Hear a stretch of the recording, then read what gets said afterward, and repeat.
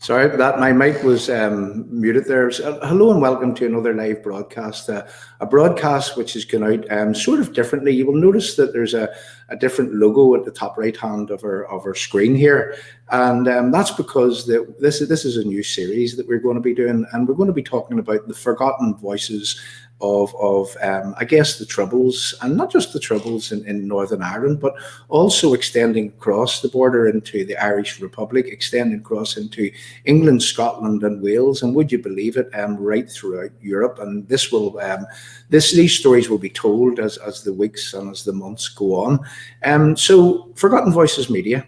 Forgotten Voices Media was set up last year, and the reason why it was set up was to tell the stories of those people that have been they're victims of violence. And really what's not happening now is that it doesn't seem to be that the authorities, the establishment, even the mainstream media are on their side, and they're telling the stories in the way that they happened. And what seems to be happening is that the terrorists, the perpetrators of these evil acts, I mean, they're having their history rewritten, and their history, if it's not challenged, it'll continue to be rewritten in a way that people might believe that, say, for example, that these people are freedom fighters, when that wasn't actually the case. So today we have a man on our screen, a man called David Kelly, a man who's a victim. I mean, he was made a victim as he was a young man whenever his father, Patrick, was killed. Patrick was a man that he was the first Irish Army member of the Irish Army that lost his life at the hands of the IRA. And as this show goes on, what you're going to find is that this shouldn't have happened, and you're going to hear what the excuses that the IRA had given for the reasons why that David's father had lost his life. And David's father lost his life also with another man, a member of the Guards. And I'm sure David, whenever he comes on the screen, he'll be able to tell us all about that. Now, I would like to start off by playing a little video just to set a bit of context. We came across a little video clip of a man who will just let you hear what he had to say, which will actually set the context of what it is that we're dealing with, and the type of mentality that was around from, I guess, the late 60s into the 70s and going forward, right out throughout the 80s and the 90s, before that most of this violence came to a close. So I'd just like to play this video, and then we'll continue to talk after we've played this video. So bear with me. For the past decade, the IRA has waged a classic guerrilla war that has included attacks on specific military targets. It has also included assassinations and random bombings that have alienated many Catholics because they have resulted in the deaths of innocent civilians. The British and Protestant majority see the IRA as terrorists. If your kids grew up wanting to go out and shoot and bomb the Brits... No, it wouldn't bother me. Wouldn't. It would bother me if they wanted to go and join the Brits. Because if they ever tried it, I would break their legs. Have you ever shot anybody? Yes. Who? You can't say that. If they're running about the day, they could turn around and get me. Did you kill someone? No, haven't went that far. Would you like to? I would. Who? Brits, peelers, UDA, UDR, Protestants if they have to. Would kill Protestants. And it wouldn't matter what their lives are all about? No. They're against the people, they're against the IRA. They shouldn't be here. Best place for them is on the ground.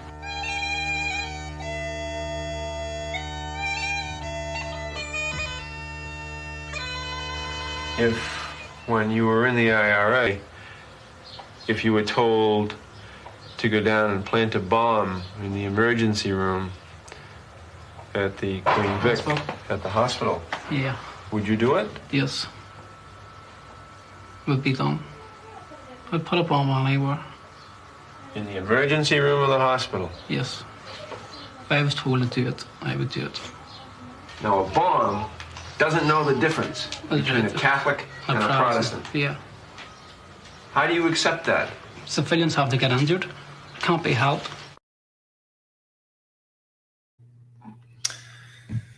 Strong words. If you were asked to put a bomb in the accident emergency of the Royal Victoria Hospital, would you do it?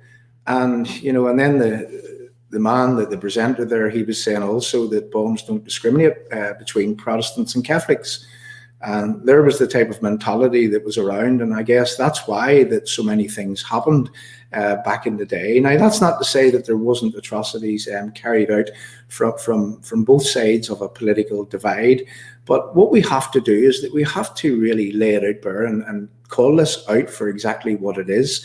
I mean, this was no war in where people were fighting for freedom, and look at some of the things that happened were, I guess, the most heinous crimes that were ever perpetrated that was known to man. So over the weeks, over the months, that what we hope to do is that we hope to be able to bring you these real life stories, and let's try to lay out why it is that I personally, why I feel the need to want to do this, is because that history is being rewritten. And in my honest opinion, it's being rewritten in favour of the terrorists that carried out the likes of, that made David a victim and made many, many other people a victim. And again, I'm saying that there were those atrocities from both ends. And what Forgotten Voices Media hopes to do is to scratch the surface and tell the real life human stories. And that's from no matter where these human stories come from. So again, what I'm doing is I'm appealing to people that may be watching this screen. And we know that we're broadcasting to a platform today that we know that there's many nationalists and Catholics that are on, and we have to say that the people that expose the Republican narrative, we're very, very grateful that they've allowed us to use their platform to broadcast what it is that we're doing, and we hope to continue to do this. So if you're a Catholic, if you're a nationalist, if you have a real human story and you'd like to come and talk to us and tell the stories in order that we can build an understanding between people, you're very, very welcome to come along and to have a chat with us. And together what we can do is that we can tell of those stories. So what I'm going to do really to set the context of what we're going to be talking about with David Kelly. David Kelly, again, a victim, and his father, Patrick, a member of the Irish Army, the legitimate Irish Army, who was gunned down by the IRA. What we're going to do is we're going to set the context of what it is that we want to speak about. So I'm going to play another little video, and whenever I play this video, whenever the video is over, you'll have David on your screen, and I would then just like to welcome David on the screen, and then we can go on to start talking about what was it happened on the day, what was it that made David a victim, and why in 2021 is David still a victim, and why does he continue to feel aggrieved at what happened, and is he being permitted to forget? Well, I don't think he is. I honestly don't think he is. So what I'm going to do is I'm going to play this video which will set the context of what happened on that day, and listen very carefully to these words, because there's some very, very important words contained within this video footage from the day that David's father was gunned down by the IRA. The gang of 4 or 5 made a hasty retreat in a blaze of gunfire. Garda forensic experts have found many items for building up evidence, including spent cartridges, fired at almost point-blank range at the search party. A grenade was also thrown, and in the confusion, at least 2 Army FN rifles got lost and weren't recovered. In the end, Garda recruit Sheehan lay dead at this young pine tree, and a few feet away, Army Private Kelly's body was found slumped over this sapling tree. They were 2 of a search party of about 20 or 30 men spread around this end of the wood. The Army's commander here is Lieutenant Colonel Dixon. These 2 men were shot down in cold blood without warning, and that is our reaction to it. Any illusions that may have existed have been removed from everybody's eyes. The Provisional IRA put out a statement pointing out, as they said, that their men shot in self-defense. I haven't seen that statement. I haven't heard it, but that is not our version of what happened. We have no doubt about that. Well, insofar as you can at this stage, tell me, what is the Army's version of what happened at that point? We have no doubt that both of these men were shot down in cold blood without warning. David, welcome on our screen. And, I really thank you from the bottom of my heart for coming on, because it's very important that we learn of the victims from all sides of this divide that has occurred, I guess, in Northern Ireland and Ireland over the years. And, again, there was a huge divide between the people of England, Scotland, and Wales and Ireland as a result of what had happened. And not to get into the rights and wrongs of why it started and who started what. We find ourselves in the position today in 2021, in January 2021, that people are not being permitted to forget, I guess. I mean, I had a chat with a professor who's linked to the George Mitchell Institute for Global Peace. And this was on the back of two interviews that we done, one which was highlighting the victims of the Shankill bomb on the anniversary, and another one where there was a lady called Aileen Quinton who was a victim. She lost her mother in the Enniskillen bomb. And on the back of us having done those two interviews, very powerful interviews, I may add, we then went on to talk to Professor John Brewer of George Mitchell Institute for Global Peace, a man that is he's got his time invested in trying to scratch the surface, try to understand how to work with the victims issue, and it's a very, very hard thing to do. But whenever I had asked John Brewer, about his view on the victims, well, John Brewer laid this out, and I found this absolutely bizarre. That the people that seem to be running these groups that are trying to work out what should be done for and on behalf of victims, because let's face it, I always think that the victims should be put, well above the people that made them victims, and that's the truth of the matter. But John Brewer laid it out to me in a way that he says that there are victims, and he put two categories to me. And I have to say, I found this absolutely bizarre, where he said that we have those that want to forget, and we have those that can't forget. And, I examined what it was that he said, and I thought to myself, well, do you know something? There are also those that are not being permitted to forget because they're the victim makers. They continue to agitate against them. And if you listen to that little video, David, and this is, we'll want to then let you tell all about your father's story.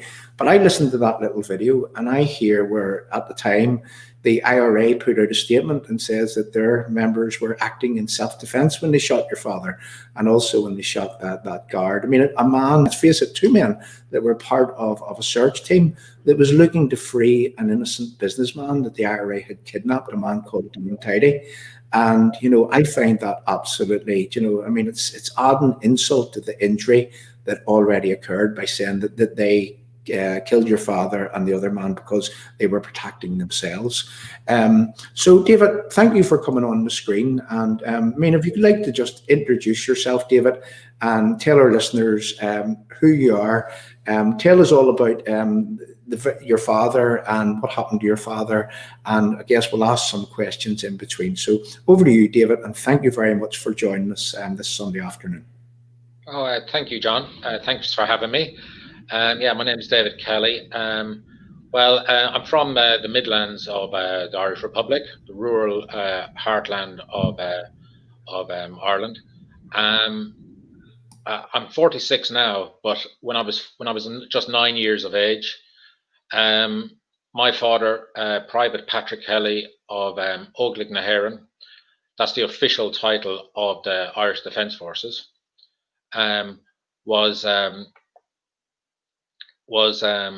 part of the search party that was seeking to find the rescued CEO of Quinsworth Group, a supermarket executive called Don Tidy, who had been kidnapped 23 days previous in Dublin.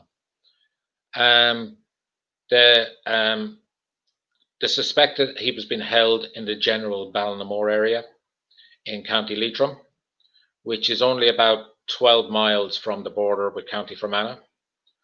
The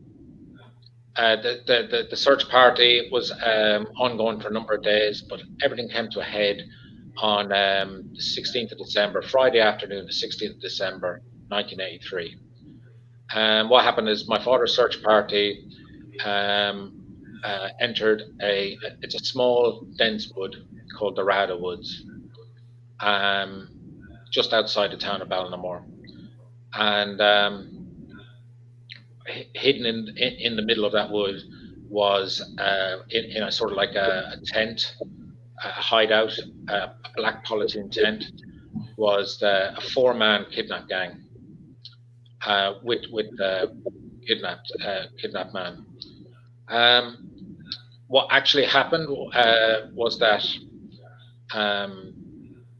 the first person to come across the hideout was the young Garda, Gary Sheehan, a 23-year-old from County Monaghan, who had actually joined the Gardaí like his father and his grandfather before him. He saw a man dressed in military type fatigue, was wondering, I guess, who he was, and was he an actual Irish Army soldier, or who was he? So he actually spoke directly to him, asked him who he was. He didn't get an answer, so he actually looked over his shoulder because my father and another soldier were coming up behind them, but they were actually behind an embankment, so they couldn't actually. My father could not see the guard at this moment; they could only hear him. But he was heard to say, "There's a man here, who I think is a soldier, but he will not speak to me." At that moment, my father and the soldier next to him came up over that embankment and came into the scene. We're right there at the hideout. And at that exact moment, the gunman opened fire with a heavy machine gun, killing the young Garda instantly with head injuries. And also my father, he used that it was an AK-47 assault rifle to sort of like spray bullets all over my father. So he took multiple body wounds. The soldier next to my father actually didn't receive a single bullet, and he was actually able to. I've actually spoken to that man, and he was able to give me a first-hand account of the whole thing. But that was the initial encounter between the Irish security services and the kidnap gang, and there was. It carried on from there. There was more of a shootout afterwards, and I can go into that again. But I've just described what was the initial encounter. Yeah, David. Your father was a member of the Irish Army. I've seen by doing the research that he was a member of UN peacekeeping forces. I mean, could you tell me a little bit about your father, and what sort of things was he involved in terms of? Did you ever go into any stories with him about why that it was that he wanted to become a member of the Irish Army? Well, I didn't talk to him. I was only 9 when he died, so we never had. One thing is I never really got to develop. I was only developing a relationship with my father before he was suddenly taken. So, but I've spoken to, I spoke to his mother, and his brothers, and what was is his father had served in the Irish Army in previous decades, and there's also the Reserve Army as well. And my grandfather had 5 sons, and all of them were in the Reserve Irish Army. And the 3 eldest sons all joined what we call the full-time permanent Irish Army. So that was there on his father's side. That was their interest. Some neighbours down the road might have been interested in GAA, and they're all in the GAA club. But their thing was the military. Actually, very interesting was on his mother's side was his maternal grandfather was actually served in World War One, so action all over Europe, and was actually one of the lucky ones to survive and return home. Yeah, it was all the military background was there, and I know that he joined in December 1968, so he would have done. When he was killed on active service, he would have served. I think it was about 14 years. And he served 4 separate missions, 6-month tours of duty overseas, under what is called the Blue Flag of the United Nations. 3 times in Lebanon and one tour in Cyprus. Yeah, yeah, David. And if you look, if you heard the words of that video, where there was a journalist, I guess, and he was talking to I think it was the head of the Irish Army at the time, and were the IRA gave out a statement when that happened, and they had said that the IRA people, they were acting in self defence, and to me, that is putting the IRA as some sort of legitimate force doing what they were doing. I mean, could you tell me of how that people in the South would feel about something like that whenever, and your father's case is the perfect case for trying to understand this, but I mean, your father was part of the legitimate Irish Army, as you had said. And whenever the terrorists would put out a statement like that, how does it make you feel today? And have you heard any stories of how that it made people feel back in that day? Well, yes, as you said, my father, as I see it, he was a part of the legitimate democratic constitutional army of the Irish Republic. And he wore on his cap badge was the golden badge of Óglaigh na hÉireann, and they're the army of the Irish people in the Republic of Ireland, so he was there as the legitimate security forces sent out by the Irish people to try and rescue this citizen who had been kidnapped against his own will. So when it happened, what happened on that day really shocked the entire Irish Republic, because what they saw was they'd heard all these stories that these people were calling themselves freedom fighters, and yet here they were going out and shooting dead in cold blood without warning a young unarmed Garda was unarmed, and my father, a serving member of the Irish Army. People were just shocked, and they were numbed, I'd say, by it, and it made a lot of people. It opened a lot of people's eyes to what they were dealing with here. That they were dealing with as I would call ruthless fanatics, who would kill anybody.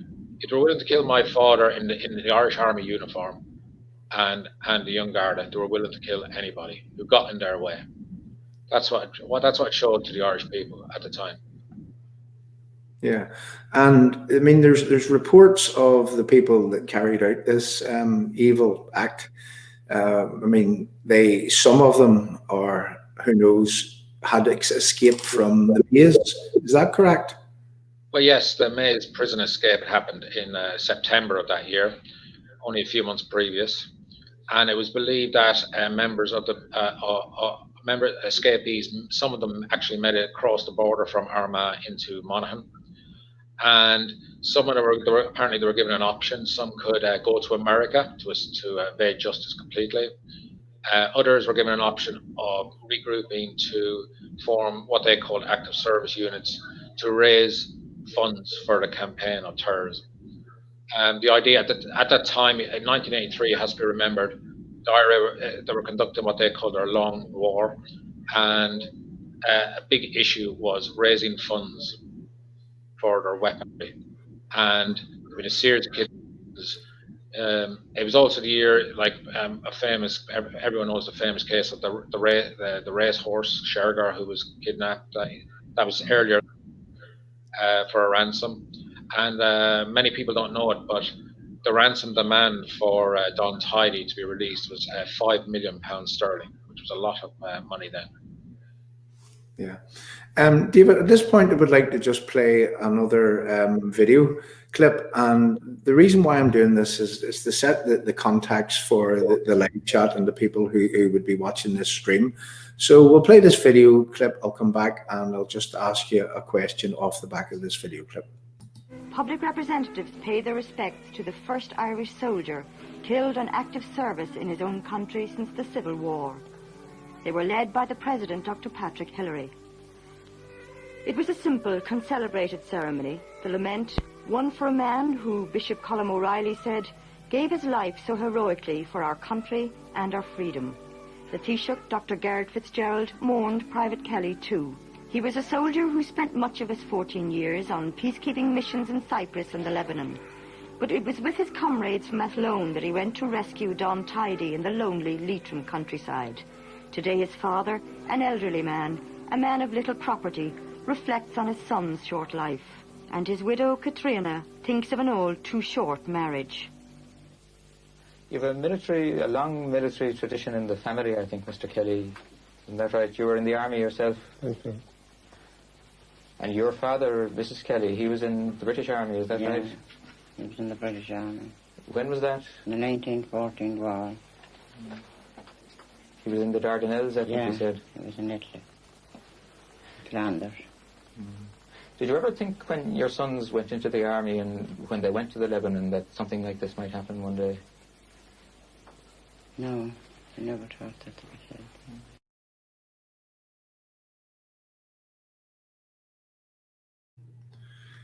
David, I would have recently visited, I guess, a monument that's in the honour of 44,400 Irish people that lost their lives in the First World War. And there you have a family history. Your great-grandfather that actually fought in the First World War and fought alongside, people who would have called themselves British, fought alongside Allied troops in order to, I guess, serve and protect and defend what it was that we had at the time back in that day. And again, setting the scene for the live chat here. That's I mean, your father and your family. I mean, there's a long line of military history there. And again, I say this because that. Let's try to weigh up here the rights and the wrongs of what happened and what actually happened in your case. Here was your father, a decent, honest man who was carrying out his duties as part of the Irish Army, and as you said, going to rescue a man that had been kidnapped by these people. Now, whenever I think about freedom fighters, it was you that mentioned the words freedom fighters. I mean, is this what freedom fighting was all about, David? David, could you, again, I know that you weren't of age around that time, but I fully understand that you've gone back and you've obviously done a lot of research because you do a lot of work in order to try to ensure that your father's name, your father gets justice and you get justice because you are victims too. But can you tell me of the depth of feeling in the South over what happened at that time? I mean, was there any calls for any sort of moves against the IRA? What was the establishment saying at the time? Was the mainstream media, shouting out against this in any way? Oh, I've seen the media coverage at the time, and yes, there was outrage in newspaper headlines and reports about what happened, and in the Irish Parliament in the Dáil, you had a Minister for Justice, Patrick Cooney, stating clearly that the seriousness of the situation, and he was even asked about at the time was there moves to proscribe Sinn Féin. So that's how serious it was. So because people were so outraged, because we are like an independent country with our own institutions, our own court system, our own parliament, and our security services to defend them. So this was a direct attack on Ireland, by these people who call themselves Irish freedom fighters, where they went ahead and actually killed an Irish army soldier. So it couldn't be more stark. So there was a lot of talk about saying to people, where exactly do you stand on this issue? Ordinary people, even parliamentarians, everybody. And there's also calls for people who would have provided safe houses for those type of men to look at themselves in the mirror and reflect on how their support for these men, their helping out these men had led to these deaths of two young, brave men. So that was the atmosphere at the time. Yeah, and I think it's important that people understand the atmosphere, because for too long, I guess, that respectively we live in goldfish bowls, so we don't know what happens outside of the goldfish bowl. And I guess what it is that we want to do is that we want to scratch the surface and understand. I mean, was there support for the IRA within the establishment in the South? Was there support amongst the people? And I mean, I'm thinking back, and I'm thinking of several cases in the South whereby that people lost their lives, and members of the security forces. And it always seemed to be on the back of maybe robberies or whatever, and it was, pure criminality was the truth of the matter. And it was perpetrated against those that they said that they wanted to align with and set free. And this is the unbelievable part of this. I mean, if they were fighting a war, why fight it in a way that they're fighting with our Irish people per se? So, David, at this point, I would just like to play another little video clip.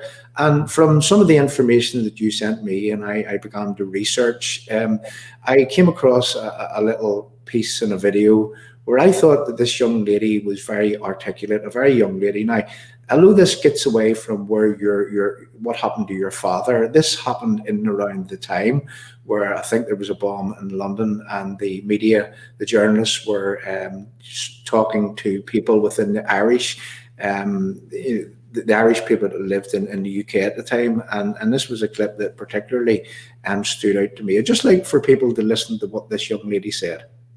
They mustn't consider us as being Irish if they're prepared to make us victims of the sort of action that they've taken. I'd go so far as to say that I'd be very, very annoyed, very angry, that they would call their action an action in the name of Irish people, because so many Irish people are shocked and horrified, victims of such an action. What way are they victims? Well, they're victims in two ways. They can be victims of the actual atrocity. There are plenty of instances where people have been killed by bombs who they would argue they were trying to help. They can... The bombs don't discriminate between Irish, English or any other nationality. They'll just kill people, full stop. Again, we have the bombs don't discriminate, the bullets don't discriminate, and there's an interesting statistic where the IRA, they actually killed more Catholics than anyone else in the conflict. So there you have it. So again, what I want to do, what I want to try to relate to the people that are watching our screen this evening is that, you see, they were a minority of the people in Ireland. They were a minority of the people in either the nationalist or the Catholic end of this equation. And yet these people, as I say, they, in the name of fighting for freedom, they perpetrated some of the most heinous crimes that ever was known to man. And, again, to talk about my own circumstances whereby that, I said that I had a very, very close friend and his wife, or his partner and his daughter, that lost their lives in the Shankill bomb. And this is what makes me want to talk about these things. And this is what makes me want to ensure that these people are not permitted to rewrite history and are not permitted to add the insult to the injury that they've already caused. And we can see, David, quite clearly that that's exactly what they've done with yourself and with your family, and also to the young guard's family. And there's many more cases whereby that, if something was wrong and they done wrong, why do they continue to add the insult to the injury? At this point in the show, what we want to do is that I want to talk slightly about another case. And again, when I'm talking about that, as bad as the things that they've done happened, do they not now need to leave the stage? Do they not now need to stop agitating against people? Do they not now need to stop rubbing people's noses in it, get on with their politics and try to make this society a better place for each and every one of us to live in, and, get off the backs of the people is a message that I would have for the people that continue to agitate in a way that what they do is that they re-traumatize their victims continuously. So again, I would like to, I'd like to pop up a little picture on the screen, and I would like to talk about another case. But I think it's a case that we need to talk about in order that we can show that how these people are agitating, and what it's doing. It's driving people apart, and what they're doing is they're continuing to drive people apart, and they're setting back any prospect of reconciliation for years and years and years, but yet they claim to be trying to, quote unquote, unite Ireland. The people of Ireland can never be united whenever these people continue to traumatize their victims. And I would just like to pop up a little video, and I'll give you a bit of context with this video. A few weeks ago, just prior to Christmas, myself, I took a trip down to Castlewellan. I wanted to take a picture of a sitting MP's office, a guy called Chris Hazard. And I'll pop the picture up on the screen, and I'll talk about it, and I'll give a bit of context about what's happening. And I'm going to then talk about the significance of this particular case for a moment. This is Chris Hazard's office in Castlewellan, and what you'll see here is you'll see that he has named the office McNulty and Megorian Advice Centre. Now, Castlewellan, although that it's predominantly, say, nationalist Catholic, there's a lot of Protestants that live in and around that area. And less than 5 miles away, there's a man called Sammy Heenan. Now, Sammy Heenan is a victim of the Troubles. And whenever I first heard Sammy's story, I had to say that it brought a tear to my eye. And the reason why it did was that Sammy Heenan, at the age of 11, he was orphaned by the IRA when one morning he heard loud bangs. He went out into the yard of the farm, and he found his father lying in a pool of blood. And what 11-year-old should ever have to witness that, should ever have to see that type of thing. And when you think about the human cost of that, did these people never think, what is a war? A war is where people go onto a battlefield and they go against each other.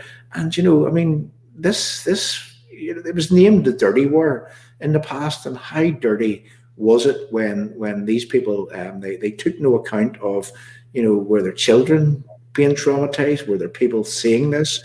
Was the potential for kids to be traumatized to the point whereby that it would damage them for a very, very long time?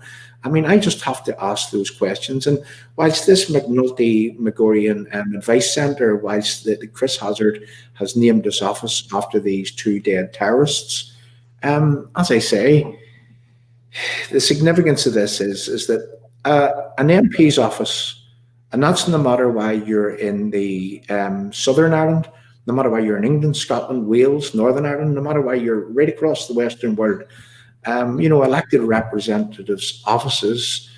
Well, an elected MP here in Northern Ireland, in the UK, even a TD from the South, but they're there, they're elected, and they're meant to serve the entire community.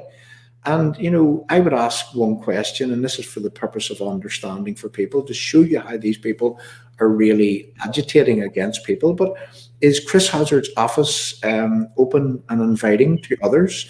Could Sammy Heenan, for example, approach that office and feel, not feel disgusted with reference to this? This is how that these people continue to blatantly agitate against their victims. Now, I'm going to say something that might shock people here, is that, they were part of an organization that claimed to be fighting for freedom. And, is there a discreet way in which they can, remember the people that were in their organization, but maybe not in this way, whereby that they, as I say, that they add the insult to the injury which has already occurred? And how do we ever hope to create a reconciliation between people when the likes of these people continue to do exactly as they do? David, I know that you're part of a victims organisation, a group called SAFE. And would you just like to tell me why it is that you would have got involved with SAFE, and the type of work that it is that you do, and the type of things that you are constantly standing up against and ensuring, over to you. I'll let you tell that story for me. Well, yeah, Well, I should say 11 Garda were, Irish police officers were killed during the Troubles. My father in the Irish Army, and also Chief Prison Officer Brian Stack. So that's 13 in all during the Troubles. And in recent years, two further Garda lost their lives with people with links to dissident republicanism. We're here in the south, but we're sort of spread out over a geographical area. So we were never really we never really had much contact with each other. And thankfully, the Southeast Fermanagh Foundation in Lisnaskea we're able to make it possible for us to connect with each other and converse and support each other, because before that we were feeling isolated and on our own. The work I've done with SEF is that I've been pleased to contribute towards memorial quilts that they have made for innocent victims of terrorism in Northern Ireland. They started off with a quilt for people in the County Fermanagh area, which people on the borderlands there suffered, individual cases suffered terribly. And then they looked further afield into the Republic of Ireland and on the mainland, Great Britain, and also across Europe. So, and also the Southeast Fermanagh Foundation provided advocacy service, which I have availed of. And even at present, they're assisting me in my inquiries, looking for truth, justice, and accountability for my father, dealing with the Irish authorities here. Yeah. David, again, I would just like to ask you, I mean, you're a victim, a real life victim. And, as I say, you probably are traumatized and re-traumatized by some of the actions of these people even today, and their lack of remorse, I guess, for what had happened. I mean, David, what exactly are you fighting for? Is it truth? Is it justice? I mean, do you want people to go to jail? Could you tell us a little bit about that, please? Well, I guess I would have, see, as a reaction to what happened to us, me and my family, my mother and my younger brothers, we all moved to London. So we were sort of out of the picture in our formative years. But I returned as a young man, and I looked around and said, who killed my father, and how is my father being remembered, or is he just going to be forgotten completely, a footnote in the history books? And then as I made more and more inquiries into what happened to my father, I was saying someone should be held to account. And I was thinking along the lines of, yes, someone in a court of law being found guilty. So, that's where I would have been coming from. In more recent years, like it's 37 years this year since it happened. I'm not so much interested in someone serving a prison sentence, to be honest, at this stage, but it's more just to have someone held accountable in some form, whether it's in a criminal or civil court, or there's a public inquiry. I know there's other methods like coroner's court and so forth. It's just to have someone held to account. So it should be remembered in the history books of what actually happened on that day, and there could be no muddying of the waters. I mean, for years, what I call the Provisional Republican Movement, which includes Sinn Féin, would have spread the malicious rumors that my father was actually killed in a friendly fire incident, and it was all covered up by the authorities. So that's a constant lie I've had to deal with for years. So that's where I'm at. It's just getting that truth out there. I reckon the sacrifice my father made, so that we don't have a state, we don't get to a point like where you have elected TDs walking around Dáil Éireann actually saying that the Provisional IRA armed struggle was legitimate and nobody actually countering them. I'm here to say, hold on, what about my father and the Young Garda and the others who were killed, the other members of the Irish security forces and civilians? Their lives mattered, and you'd be spitting on their graves if you don't stand up and speak on their behalf when these people make their ludicrous claims. Yeah. Also, I should say, my hometown, they were very good. The army, in collaboration with the council, put up a lovely memorial plaque for my father, a memorial stone, I should say, and it's lovely. But only a short distance away is a memorial to an IRA hunger striker, Kieran Hertzon. So every time I stand and admire my father's stone, but then only a matter of yards away is a memorial stone to a man from the organisation that murdered my father. So like I'm reminded every time I see that. I'm also reminded, like last year, I had the president of Sinn Féin. She said the legitimate armed struggle was justified, and that if she had been a bit older and had lived in Northern Ireland, she would have joined up as a volunteer. And for me to hear a leading Irish politician say that was re-traumatizing for me.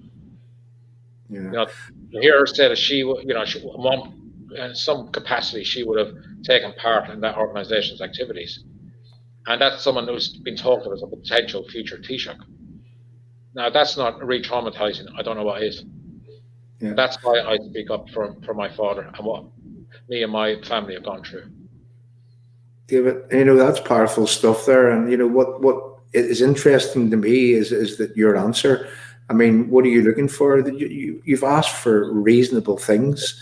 That your father's name is not trampled into the ground, whilst these people are being elevated, whilst these people are being glorified. And I can't help stop thinking of Martin McGuinness, and another man that was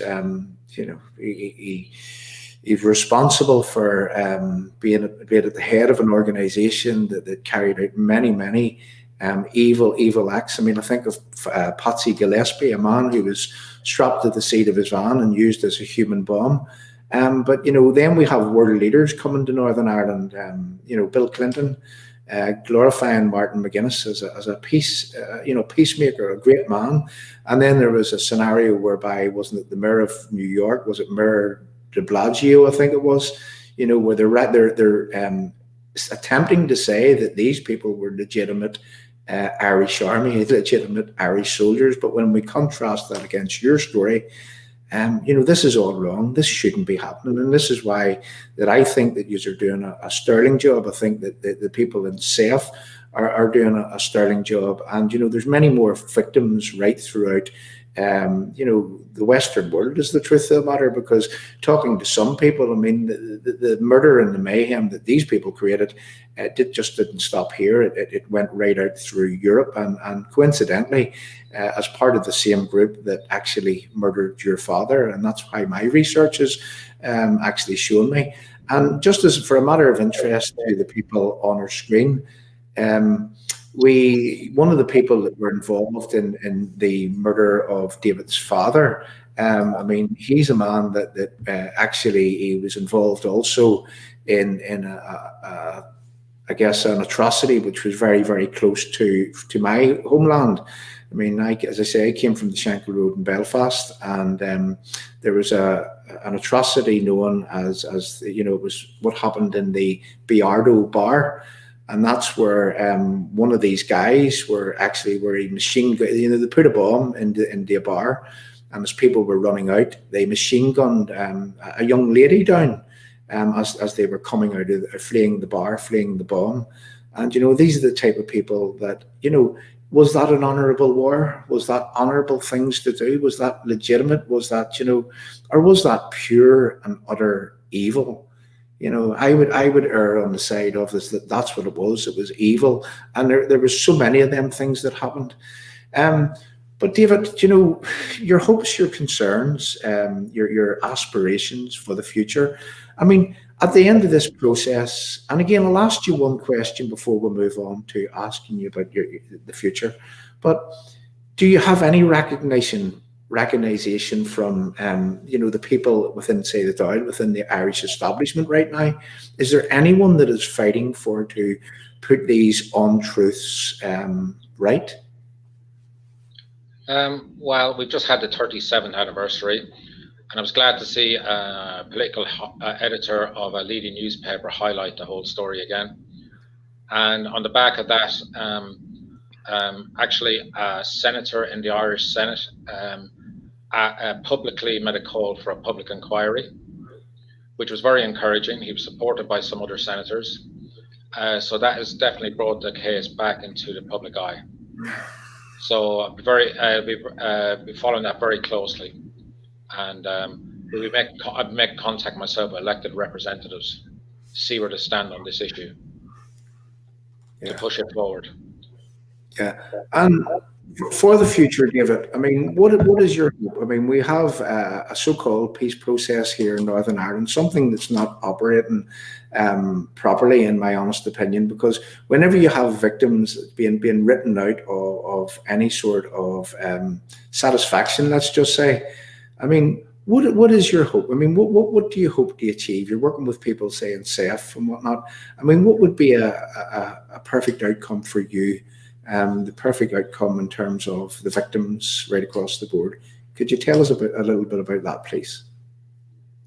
Well, for me, I feel like victims have been just sort of minimized or sort of like marginalized, and I think actually victims should have always been center of all the debates about when people talk about reconciliation. Victims should be at the very center of that, because they were the most affected by the Troubles. And I've learned that whether you're from Northern Ireland or the Republic or from England or Scotland, we all have so much in common. You know, the majority of people were always for peace. It was the extremists who were intent on going out and killing their neighbours with the bomb and the bullet to achieve their own aims. So I hope that the people who were always for peace can remind each other and connect with each other and you know, realize that we can be good friends and neighbours across borders as well, and that in Northern Ireland people can live in peace side by side as good neighbours and friends there, and share the land they all call home. Yeah. David, again, I have another little video clip which I would like to play, and we're sort of coming to the close of the show, but I think we'll push over just a little bit, because there's one more thing to do before that we close. I'm going to play a video clip of in and around that day whenever your father lost his life. And this is a clip which a TD, a sitting minister in the Dáil, where again there was a presenter from, or a journalist from England was interviewing her, and I'd just like for you to listen to what was said, and then we'll ask you a few questions on this.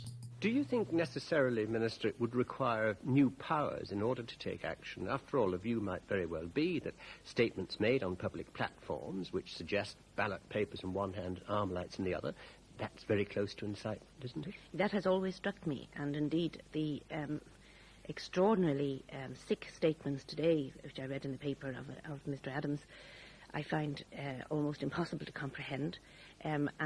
This is the statement where he's saying that he wouldn't condemn the London bombings, that these people were just doing their duty. I find an interpretation of doing duty in that respect to be, it seems to me, a challenge. It is describing some people as belonging to an army of some kind, challenging the security forces of democratic states. That is a very serious statement in my view, in line with other very serious statements, and this will all have to be considered for what action should be taken. That particular candidate and other Sinn Féin candidates put themselves up on a series of policies and very carefully do not mention the main policy, which we know now to be murder and bombing.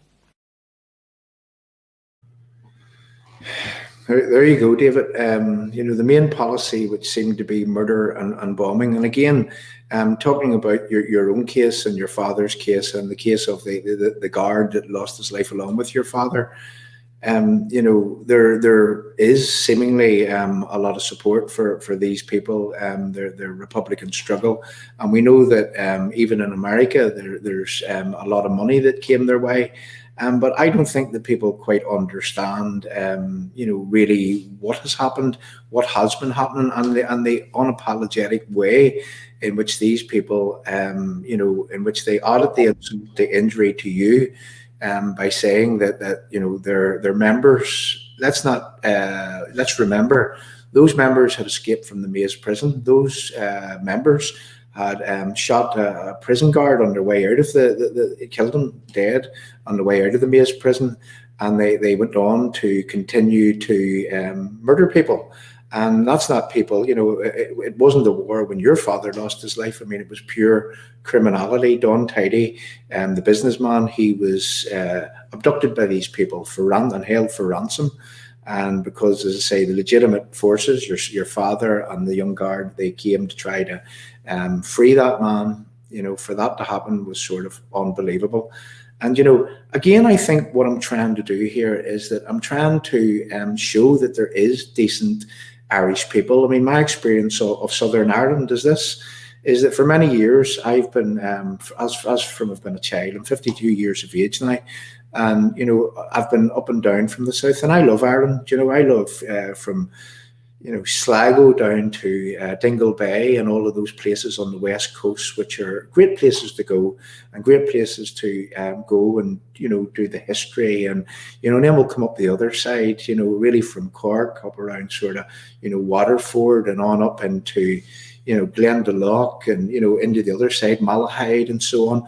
And there's some beautiful places in Ireland, and I like the culture, I like the music, I love the Guinness, I love the Irish people. They're really decent people in the south, and not every Irish person subscribes to the ways of the IRA and what it is that they have done. So I guess what I'm trying to do here is I'm going to try and show to people who probably, and don't be offended when I say this, but there's a lot of people living in goldfish bowls, and they don't know what is outside of that goldfish bowl. And all I'm aiming to say is that there are many, many decent people in the south, many, many people that have more in common with us, ordinary people who wish to live in peace, who wish to get on with an easy life and don't want to be agitated against, that we don't want our government taken down for 3 years, and that's an attack on Sinn Féin for what they did here in the past few years, who don't want to even use, for example, Irish language as a weapon. They don't want to weaponize the language. And I'm going to say, mark this card, is that they will turn people off the decent, genuine Irish language enthusiasts by the way in which they will use this language to agitate against people. And whenever the agitation takes place in the way that it does, well, you see, in my book, what that does is that sets back reconciliation for decades. That is the truth. I mean, it's easy to put hate into a heart. It's very, very hard to get that hate back out of a heart once that it's there. So again, I'm appealing to ordinary decent people, not just here in Northern Ireland, in the nationalist Catholic side of our divide in Northern Ireland, in the nationalist Catholic side of the divide in Southern Ireland.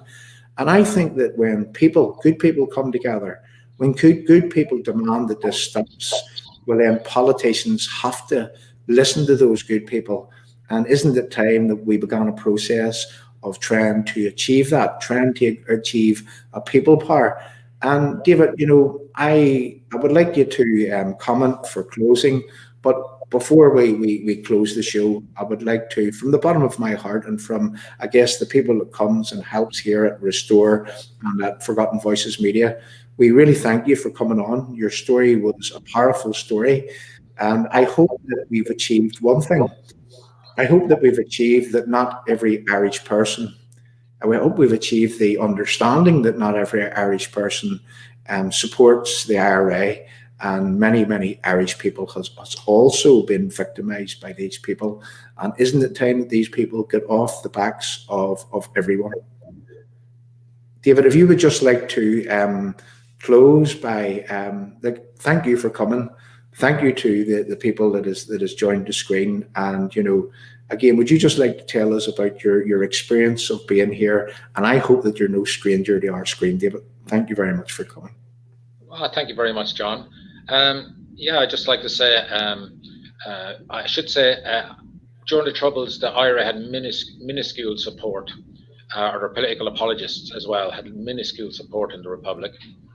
They were virtually non-existent in support. They had no widespread support, north or south, in any community. So that should always be remembered. Well, I should say, in recent years, I have visited places like County Fermanagh and other parts of Northern Ireland, and I would encourage people from the Republic to do so as well, because it's a beautiful country and beautiful people, good people up there, and it's about reaching out, extending the hand of friendship across the border, and realizing there are good people who want to live in peace and goodwill, and they deserve it too. Yeah. Well, on that note, sorry, thank you very much, David. On that note, again, don't be a stranger to your screen, and I hope that people has got something out of this. And again, we have another live on Tuesday evening where we'll have Kenny Donaldson, a man who works tirelessly for victims from within SAFE. That's the organisation that helps with victims issues. And also we have a man, as far as I know, he's a victim of the Manchester bombing, and a couple of other people who are also victims. And again, what is Forgotten Voices Media all about? Forgotten Voices Media is about telling the stories, the real life stories of the forgotten voices of our troubles, the forgotten voices, even within society today, people that are being overlooked by government. And, I believe from the bottom of my heart is that, I know that it's a hard task to keep government going whenever there's so many opposing views, but, what has to come front and centre is what's right, and what should be front and centre is that victims should be placed above everyone. I mean, that's of most paramount of importance, that we don't add the insult to the injury that these people have already experienced. And, it's no small measure to try to understand is that David lost his father at a very, very young age. David's, siblings, they lost their father, and David's mother lost a husband, and David's wider extended family, they lost a family member, and all because that some people viewed that they wanted to free Ireland, and that should never, be allowed to happen. And certainly the history of those dark days should never be permitted to be written in the way that it is being rewritten. So I'd like to thank everyone for coming along, and I also would like to say join us on Tuesday evening. And David, thank you from the bottom of my heart, and sorry to the live chat that we didn't get time to. We normally go for an hour and a half and we pop up some live chat and we answer some questions, but look, thank you, David. And I would like to just play us out in a way. Now, David, this is something that we call a theme tune on another platform that we have, and it's from Restore. And you know something, it's a song, it's traditionally known as a loyalist type song.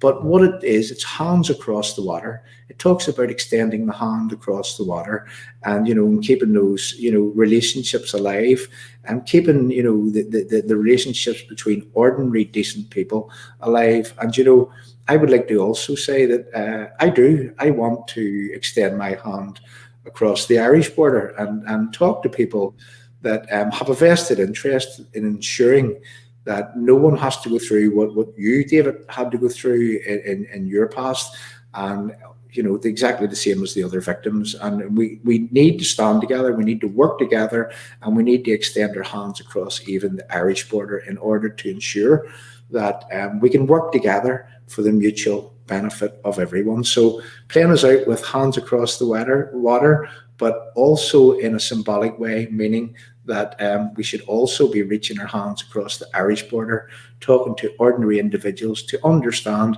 how it is that we can fix this. Thank you very much for coming along, David. Thank you. Thank you, John. Thank you, everyone. Thank you. Wrong one, David. Sorry about that. Here we go.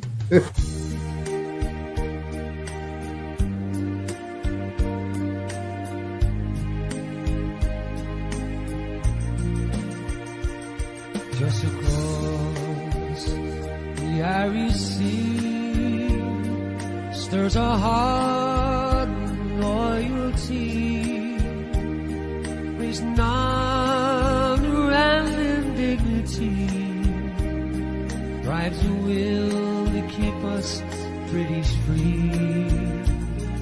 Not alone are we on this journey, for in a land just across the sea is a hand that reaches out in friendship, and a bond that's lasted centuries. His hands across the water, reaching out for you and me, for Queen Ulster and for Scotland, help to keep our loyal people free. Let the cry be no surrender, let no one doubt our loyalty. Reaching out to the brave red hand of Ulster is the hand across the sea.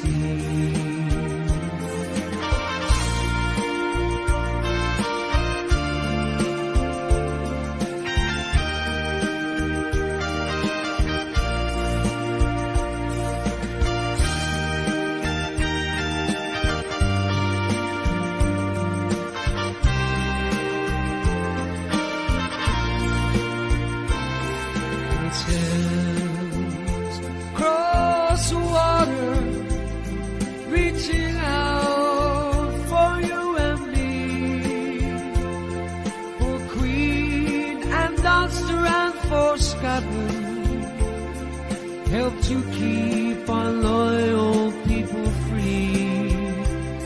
Let the cry be no surrender, let no one doubt our loyalty.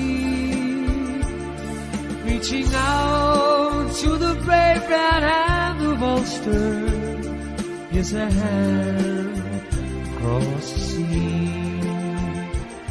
Just across the Irish Sea stirs a heart of loyalty, raising honor and dignity. Drive the will to keep us British free. Not alone, we on this journey, or in a land just across the sea. It's a hand that reaches out in friendship, is the hand across the sea, is the hand across the sea.